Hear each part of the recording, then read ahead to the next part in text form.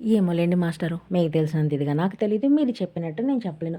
ఇంట్లో చిన్నపిల్లలు ఉంటే ఇల్లు సర్దుతూనే ఉండాలి. ఎప్పుడూ గజిబిజిగానే ఉంటుంది. మనం ఎంత సర్దుతూ ఉన్నా అయి మళ్ళీ ఒకేలాగుంటాయి. అవునా కదా మీరే చెప్పండి. చాలామంది చిరిగిన దోసలు వేసుకోరబ్బా! కానీ తినేటప్పుడు దోస చించుకునేగా తినాలి. ఏంటో అబ్బా! ఈ పట్టింపులు మనకు అస్సలు అర్థం కావు. మేము నెల్లూరోళ్ళం. మాకు దోసలోకి చట్నీ కన్నా కారమే ఇష్టం. పైగా నెయ్యి కారం దోస అంటే ప్రాణం అబ్బా! అవును. ఇంతకీ మీరు పండగకి ఏం జేసుకున్నారు? ఏమేం పిండి వంటలు చేశారండి? మేమైతే ఫస్ట్ గజ్జికాయలైతే స్టార్ట్ జేశాము. గజ్జికాయలేంటబ్బా అనుకుంటున్నారా? మేము నెల్లూరోళ్ళం. పక్కా పల్లెటూరోళ్ళం కాబట్టి మేము గెజ్జికాయలనే అంటామండి వీటిని. ఇవి గోధుమ పిండి, మైదా పిండి అలానే రవ్వ ఏసి అయితే ఇది ముద్దగా చేయడానికి మా అత్త మాకు పెద్ద యుద్ధమే చేసిందండి ముద్దగా చేయడానికి. ఈరోజు సండే. పండగకొచ్చినప్పుడు సండేకి అందులో నాన్ వెజ్ లేకపోతే ఎట్లా? మటన్ అయితే తెచ్చుకున్నామండి. మా వారికి మటన్ అంటే ఎంత ఇష్టమంటే మార్నింగ్ మిగిలిపోయిన 2 ఇడ్లీ కూడా మటన్‌లో వేసుకొని తినే అంత ఇష్టం. రోజు మటన్ పెట్టినా తింటారు. ఈరోజు మా ఇంట్లో రసం ప్లస్ మటను అలాగే వేడి వేడి అన్నం. మా అత్తమ్మ ముందు రోజు రొయ్య కారం పొట్టుదైతే చేసిందండి. ఇది చాలా బాగుంటుంది. ముందు రోజు సాటర్డే అవ్వడం వల్ల నేను ఆ రోజు తినలేదు. ఇంక నెక్స్ట్ డే మటన్ కూడా పక్కన పెట్టేసి అది వేడి వేడి అన్నం ప్లస్ నెయ్యి వేసుకొని తింటుంటే ఉంటుందబ్బా! సూపర్. కారాలు బాగా తినే వాళ్ళకి బాగా తెలుస్తుందండి. పొడులు, కారప్పొళ్ళు తినే వాళ్ళకి ఆ ఇష్టమైతే తెలుస్తుంది. ఇది మా వాడి కోసం మూలుగైతే తీసి పెట్టాము. మా వాడిని నిద్రపిచ్చేసాక ఇంక మేమైతే ప్రాసెస్ చేయడం అయితే స్టార్ట్ చేసామండి. నేను ఇలా చేయిస్తూ ఉంటే మా అత్తమ్మ వాటిని ఆయిల్‌లో డీప్ ఫ్రై చేస్తూ ఉంది. ఈ గజ్జికాయలు చక్కెర కన్నా కూడా బెల్లంతో చేస్తే చాలా టేస్ట్ ఉంటాయండి.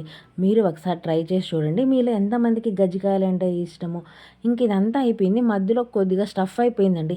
మళ్ళీ స్టఫ్ చేసి అదంతా ఎందుకులే ప్రాసెస్ అనని మేము వేరే ఐటెమ్ అయితే చేసాము. ఇంకా చేసినటివి ఎప్పటికప్పుడు డబ్బాలైతే పెట్టేస్తూ ఉన్నాము. మళ్ళీ గాలి తగిలితే మెత్తగా పోతాయి కదా అని ఇంకా మిగిలిన దాన్ని ఇట్లా ఈ షేపుల్లో అయితే బాగా చపాతీలాగా కట్ చేసి దీంట్లో ఉప్పు, కారం అయితే చేసామండి. మీరు వీటిని ఏమంటారో కింద కామెంట్ చేయండి. ఇంకా నెక్స్ట్ డే ఏందంటే ఉప్పు చెక్కలైతే స్టార్ట్ చేసామండి. మేము ఉప్పు చెక్కలంటాం. మీరేమంటారు? నేను ఒక్కోసారి పప్పు చెక్కలంటాను. కానీ ఎక్కువ ఉప్పు చెక్కలంటేనే తెలుస్తాయండి. ఉప్పు చెక్కలంటే ఏంది ఉప్పంగా ఉంటాయనుకోవద్దు. అంటే ఒక్కో దగ్గర ఒక్కోలా అంటుంటారు కదా! మేము మా అత్తమ్మకి పేపర్ మీద చేయిస్తూ ఉంటే మా అత్తమ్మ ఇట్లా ఆయిల్‌లో వేస్తూ ఉంది. ఆయిల్ దగ్గర చాలా జాగ్రత్తగా ఉండండి.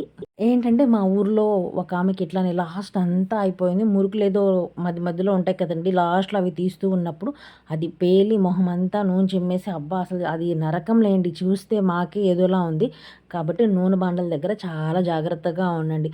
అది పెద్ద వంటలైనా సరే, చిన్న వంటలైనా సరే ముందు జాగ్రత్త అనేది చాలా ఉండాలండి. ఇంకా మా మరదలు ఇలా చేస్తూ ఉంటే నేను ప్రెస్ చేస్తూ ఉన్నాను. ఇట్లా ప్లాస్టిక్ కవర్‌లో ఏస్తున్నారు ఏంటబ్బా అని అనుకోవద్దు. ఎక్కువ ఐటెమ్స్ అందులో పప్పు చెక్కలైతే రావు కదండీ! ఇంకిలా చేస్తూ ఉన్నాం. మా మరదలకి నేనెక్కడ వీడియోలో తీస్తే వాళ్ళ ఫ్రెండ్స్ ఎక్కడ అంటారేమోనని ముసుగేసేసుకుంటూ ఉంటుంది. అయినా ఎన్‌బీకే ఫ్రెండ్స్ ఎవరున్నారో కింద ముందు కామెంట్ చేయండి అబ్బా! మీ చిట్టి అదే మీ రిషితాని ఒక ఆట ఆడుకుందాం. ఇంకా ఏ వీడియోస్‌లో తన గురించి తెలుసుకోవాలనుకుంటున్నారు. ఇంటి దగ్గర తను ఎలా ఉండాలంటుందో చూసేద్దాం మరి.